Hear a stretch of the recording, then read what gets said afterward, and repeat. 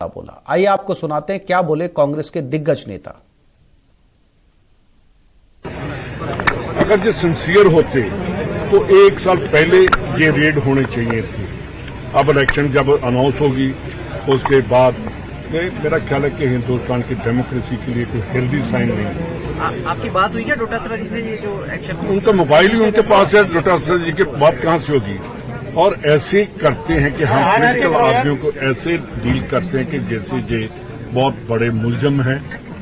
तो ऐसा नहीं होना चाहिए। देखिए, जहां भी इलेक्शन होते हैं इस तरह की कार्रवाई होती है, ये कोई नई बात नहीं है।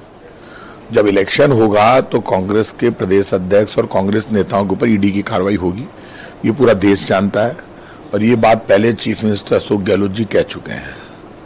अब आज ये कार्रवाई हुई है, ये कार्रवाई उनका राइट है, कार्रवाई करने का उन्होंने राइट है। तो वो किस इश्यूज पे किए, क्या किए, सामने तो आए।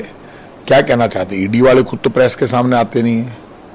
तो वो आके जब पूरा उनको सम्मान मिलेगा, क्या उनसे पूछताछ कर रहे हैं, क्या बात थी, क्या कारण था, पता चले किस मामले में की कार्रवाई। देश की जनता में विश्वास खो चुकी भारतीय जनता पार्टी देश की प्रतिष्ठित जांच एजेंसियों के माध्यम से केंद्र की सरकार के खिलाफ आवाज उठाने वाले नेताओं पे ईडी, सीबीआई और आईटी के द्वारा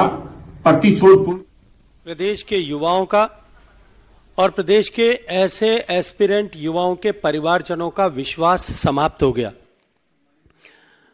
69 लाख युवाओं में से आदिवासी परिवार के बेटे या बेटी थे या किसी दलित परिवार के बेटे या बेटी थे, जिन्होंने पेट काट करके इस आशा के साथ में कि बेटे के द्वारा किए गए परिश्रम के चलते हुए जब उसे सरकारी नौकरी प्राप्त होगी, उसके जीवन में एक स्थायित्व आएगा और साथ ही साथ परिवार का सम्मान भी एक बार फिर पुनः स्थापित होगा। इस आशा के साथ में उन्होंने कठोर परिश्रम करके अपने बच्चों को जिस तरह से पढ़ाया, युवाओं ने भी एक बेहतर भविष्य की अपेक्षा में जिस तरह से रात रात भर जाग करके परिश्रम किया, लेकिन अंततः उसका परिणाम पेपर लीक के माध्यम से उजागर हुआ। यहां दीगर बात यह है कि पहले पेपर लीक से लेकर के 19वें पेपर लीक तक लगातार सरकार और सरकार में बैठे हुए लोग इस पर लीपापोती करते हुए नजर आए। प्रारंभ के पेपर लीक के समय माननीय गहलोत साहब ने प्रतिक्रिया देते हुए फौरी तौर पर यह कहा कि इस तरह की घटनाएं होना सामान्य बात है और अन्य प्रदेशों में भी इस तरह की घटनाएं होती है। बाद में उन्होंने अपना राग परिवर्तित करते हुए राग में दूसरा सुर अलापा और उन्होंने कहा कि इसमें हम जांच करवाएंगे। वो क्रम न थमने पर बाद में उन्होंने फिर अपने राग में अपने सुर में तीसरा राग अलापते हुए कहा कि इसमें कोई भी अधिकारी और कर्मचारी लिप्त नहीं है। और निरंतर 18 पेपर लीक होने तक वो हर बार बिना मांगे ही कर्मचारियों, अधिकारियों और राजनेताओं को क्लीन चिट ऐसे प्रदान करते हुए दिखाई दिए। 18वें पेपर लीक के बाद जब भारतीय जनता पार्टी ने प्रचंड आंदोलन राजस्थान प्रदेश के हर एक जिले में खड़ा किया और उसके बाद जिस तरह की परिस्थितियां बनी, और मैं अभिनंदन करना चाहता हूं आप सब पत्रकार मित्रों का भी कि आपने जिस निर्भीकता और निष्पक्षता के साथ में इस सब विषय को देश और प्रदेश की जनता के सामने रखा, तब दबाव में आकर के गहलोत सरकार को कुछ फौरी तौर पर कार्रवाई करनी पड़ी। और कार्रवाई कुछ कदम चली थी। हम सब के संज्ञान में है कि आरपीएससी के सर्विंग मेंबर को जेल जाना पड़ा और इसके साथ साथ में कांग्रेस सरकार के द्वारा मंत्री पद का दर्जा दिए गए व्यक्ति को भी रंगे हाथों गिरफ्तार किया गया। पेपर लीक के इस प्रकरण में ईडी के प्रवेश के बाद में इसके सरगना की गिरफ्तारी हुई और सरगना की गिरफ्तारी के बाद में जिस तरह के तार जुड़ते हुए प्रतीत हुए, उनके चलते हुए ईडी ने जो हालिया कार्रवाई की है, उन कार्रवाइयों का परिणाम यह है कि आज सरकार बैकफुट पर है और बौखलाई हुई नजर आ रही है। लेकिन क्योंकि नरेंद्र मोदी जी की सरकार का यह संकल्प पहले दिन से है कि हम किसी भी सूरत में किसी भी क्षेत्र में भ्रष्टाचार को बर्दाश्त नहीं करेंगे और भ्रष्टाचार के प्रति जीरो टॉलरेंस की नीति अपनाते हुए हम इस दृष्टिकोण से आचरण और व्यवहार करेंगे। इस पेपर लीक के केस में एसओजी और एंटी करप्शन ब्यूरो जो राजस्थान सरकार के मुखिया आदरणीय अशोक गहलोत साहब के अधीन काम करती हैं, गृह मंत्री होने के नाते और मुख्यमंत्री होने के नाते डायरेक्ट कंट्रोल एंड कमांड मुख्यमंत्री जी का है। जब मुख्यमंत्री स्वयं आगे चल करके इस तरह की क्लीन चिट अधिकारियों और नेताओं को दे रहे थे, तब कोई भी कार्रवाई निष्पक्ष रूप से इन एजेंसीज के द्वारा हो सकेगी, इसकी संभावनाएं राजस्थान के जनता के मन में समाप्त हो गई थी। राजस्थान का युवा यह मानता था कि इस दृष्टिकोण से किसी भी तरह से हमें न्याय नहीं मिल सकेगा। राजस्थान एंटी करप्शन ब्यूरो के सेवानिवृत्त डायरेक्टर जनरल बीएल सोनी साहब ने खुद वीडियो करके ये कहा और इस बात को स्वीकार किया है कि सरकार बड़ी मछलियों पर हाथ डालने नहीं देती थी, हम पर दबाव डाल करके रोकती थी। अब जब इस प्रकरण से जुड़ी हुई बड़ी मछलियों पर ईडी ने कार्रवाई करना प्रारंभ किया है, तब निश्चित ही सरकार में बैठे हुए लोगों को अपनी धरातल हिलता हुआ प्रतीत होता है, अपनी धरती धूसती हुई प्रतीत होती है, अपनी कुर्सी खिसकती हुई प्रतीत होती है, और इसके चलते हुए वो ध्यान भटकाने के लिए इस तरह की फौरी प्रतिक्रियाएं करते हैं। आज उन 70 लाख युवाओं और युवतियों को न्याय दिलाने के लिए जब एनफोर्समेंट डायरेक्टोरेट ने नियमानुसार कार्रवाई करना प्रारंभ किया है और उसमें जिस तरह की जब्ती संपत्ति की, सोने की और कागजात की हो रही है, आज उन सब ऐसे 70 लाख युवा और उनके परिजन जिन्होंने खून के आंसू बहाए थे, सरकार की इस विफलता और सरकार के में बैठे नुमाइंदों की मिलीभगत के चलते हुए जिस तरह के पेपर लीक के प्रकरण राजस्थान में हुए थे, उनसे अब न्याय की उम्मीद उनके खिलाफ हो रही इस कार्रवाई के चलते हुए इन युवाओं और उनके परिजनों के मन में जागी है। राजस्थान के मुख्यमंत्री अशोक गहलोत साहब ये बताएं कि गोविंद सिंह डोटासरा जी के ऊपर यदि वो सम्मिलित हैं, उनके सूत्र और तार ये पेपर लीक के यदि उनके परिवार और उनसे जुड़े हुए मिलते हैं, तो इन गरीबों, इन दलितों, इन शोषितों, इन पीड़ितों ऐसे और उनके परिवार के युवाओं को न्याय दिलाने के लिए उन पर कार्रवाई होना चाहिए कि नहीं होना चाहिए। मैं आप सबको स्मरण कराना चाहता हूं कि जब माननीय मुख्यमंत्री ये कह रहे थे कि कोई भी अधिकारी और कर्मचारी इसमें सम्मिलित नहीं है, तब पहली जांच जब एंटी करप्शन ब्यूरो ने की थी, उस पहली जांच में उसके सूत्र जो है अधिकारियों और नेताओं तक पहुंचे थे, लेकिन इस राजनीतिक स्तर पर हुए भ्रष्टाचार को दबाने के लिए गहलोत सरकार ने उस जो है जांच को रोकने का काम किया था। मुख्यमंत्री जी एक तरफ तो इस बात को कहते हैं कि ईडी को आर्थिक अनियमितताओं के लिए कार्रवाई करनी चाहिए, दूसरी तरफ जब इस तरह की आर्थिक अनियमितता पर कार्रवाई होती है तब वो तिलमिला करके अलग तरह के बयान देते हुए प्रतीत होते हैं। मैं आज उनसे ये प्रश्न करना चाहता हूं कि पेपर लीक के माध्यम से जिस तरह का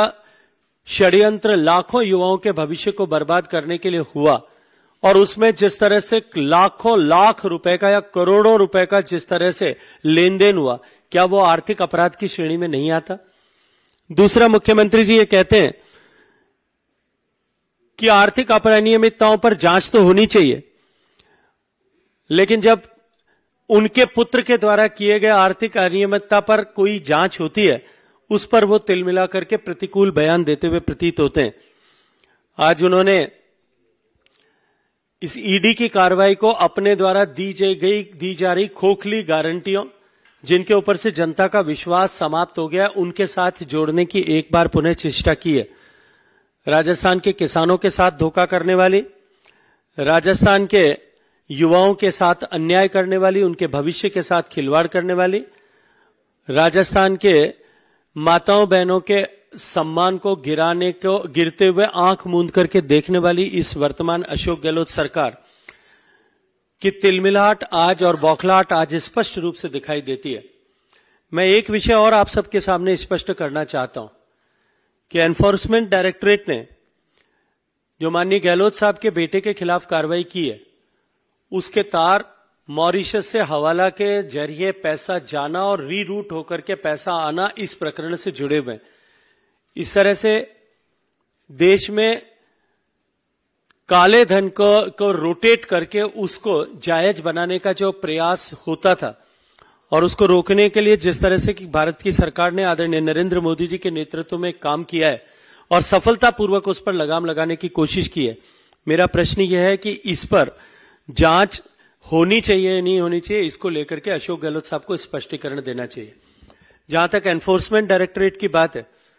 अब जो माननीय मुख्यमंत्री जी बार बार इस बात का दोषारोपण करते हैं कि ईडी की कार्रवाई उन्हीं प्रदेशों में होती है जहां चुनाव होने वाले और विपक्षियों को टारगेट करके ईडी की कार्रवाई की जाती है। मैं आज आप सबसे एक प्रश्न करना चाहता हूं कि अब से पहले जितने प्रमुख ईडी के केसेस हुए हैं उनमें से कितनों में न्यायालय ने राहत प्रदान की है? अगर सरकार के किसी दबाव में एक स्वतंत्र एजेंसी ने गलत काम किया होता तो निश्चित ही न्यायालय ने उसमें हस्तक्षेप करके न्यायपालिका ने निश्चित रूप से राहत प्रदान की होती। एनफोर्समेंट डायरेक्टरेट के पिछले 9 साल के रिकॉर्ड को यदि उठा करके देखा जाए तो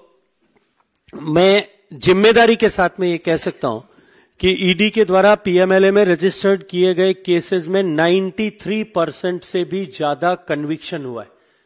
93.54% केसेस में कन्विक्शन अब तक हुआ है। शायद दुनिया के किसी भी एजेंसी के द्वारा किए गए कार्रवाई में कन्विक्शन की रेट जो है वो इस स्तर पर नहीं होगी। इसलिए ईडी पर दोषारोपण करके ईडी का पॉलिटिसाइजेशन करने की कोशिश करना और ईडी की कार्रवाई का पॉलिटिसाइजेशन करने की कोशिश करना, more precisely I should say, ये निश्चित रूप से एक स्वतंत्र ऐसी निरपेक्ष रूप से काम करने वाली एजेंसी पर अन्यथा प्रश्न चिन्ह खड़ा करके उसकी साख को गिराने का कुत्सित षड्यंत्र है। मैं इसी क्रम में आगे आपसे निवेदन करना चाहता हूं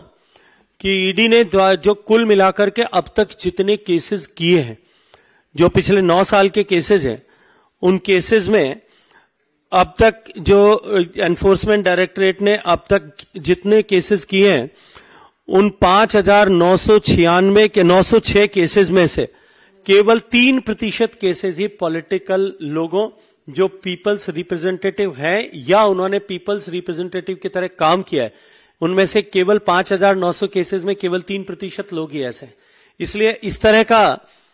निराधार आरोप मत देना कि ईडी केवल पॉलिटिकल इंटेंट से लेकर के पॉलिटिकल लोगों पर कार्रवाई करती है, यह सर्वथा आधारविहीन है। अशोक गहलोत साहब भ्रष्टाचार पर होने वाली कार्रवाई से इसलिए तिलमिलाए में कि उनकी सरकार ने भ्रष्टाचार के सारे पैमानों को तोड़ दिया। और ये केवल यदि मैं यहां बैठ करके कहता तो शायद आप लोग ये कह सकते थे कि ये मैं राजनीतिक वक्तव्य दे रहा हूं। उन्हीं की पार्टी के नेताओं ने, विधायकों ने विधानसभा पटल पर, मंत्री पद का दर्जा प्राप्त मुख्यमंत्री के सलाहकार ने विधानसभा के पटल पर और उनकी पार्टी के मंत्रियों ने जनता के बीच में हजारों लोगों की उपस्थिति में इस तरह के वक्तव्य दिए कि हमारी सरकार इस सदी की भ्रष्टतम सरकार है, उसने भ्रष्टाचार के सारे पैमाने तोड़ दिए। जब उनकी पार्टी के नेता भी जिस बात को स्वीकार करते थे और जहां राजस्थान की आम जनता जिस विषय से जुड़ी हुई है, उस भ्रष्टाचार के विषय पर नकेल कसने के लिए, भ्रष्टाचारियों को उनके सही मुकाम पर पहुंचाने के लिए, भ्रष्टाचार को रोकने के लिए प्रभावी कार्रवाई करने के लिए, भ्रष्टाचार से अर्जित धन को वापस वसूलने के लिए जब एनफोर्समेंट डायरेक्टरेट या कोई अन्य एजेंसी इस तरह की कार्रवाई करती है, उससे मेरा प्रश्न यह है कि गहलोत साहब और कांग्रेस पार्टी के नेताओं के पेट में दर्द क्यों होता है? ये वही सचिन पायलट साहब थे जो आज दोनों गलबैयां डाल करके दोनों जो है साथ मिलकर के चुनाव लड़ने का ऐसे वक्तव्य दे रहे हैं। आपको याद दिलाना चाहता हूं, कुछ दिन पहले इसी पेपर लीक के विषय को लेकर के टिप्पणी करते हुए उन्होंने अनशन भी किया था और उन्होंने अजमेर से लेकर के जयपुर तक की यात्रा भी निकाली थी। आज की इस कार्रवाई के बाद अशोक गहलोत साहब के द्वारा दिए गए वक्तव्य पर मैं चाहता हूं कि वो भी अपनी तरफ से कुछ टिप्पणी करें। इसी के साथ आप सबका बहुत सारा धन्यवाद।